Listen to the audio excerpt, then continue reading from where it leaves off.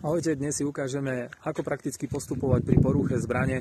Ja poruchu zbrane nasimulujem takýmto vybíjacím nábojom, ktorý som vložil medzi ostatné ostré náboje v zásobníku, takže pri jednom pokuse nám zbraň nevystrelí, tak poďme na to.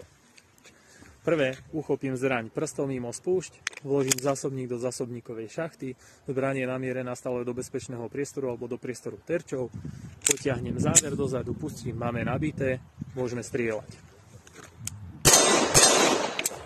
OK, teraz nám zbraň nevystrelila. Zbraň ostane stále namierená do bezpečného priestoru. Na čo si dávajte hlavne pozor pri praktickej ukážke na skúške k tejto otázke je to, že ako náhle idete kontrolovať tú zbraň, kde je nevystrelený náboj, prvé, čo musí ísť zo zbrane vonku, je zásobník. Na to dosť často ľudia zabúdajú, takže dáme zásobník vonku.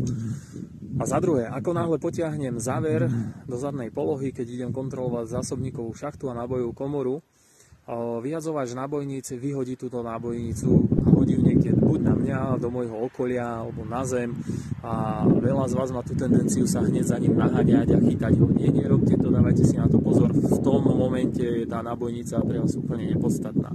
Takže potiahnem záver, nábojnica nám takto vyletela, kontrolujem zásobníkovú šachtu, nábojovú komoru, oboje sú prázdne, pustím záver a urobím mierenú ranu istoty. OK, máme to hotové, takže môžeme vložiť znova zásobník, nabiť zbraň a pokračovať v streľbe, alebo ju bezpečne takto vybitú odkladáme prstom mimo spúšť. Takže to je celé.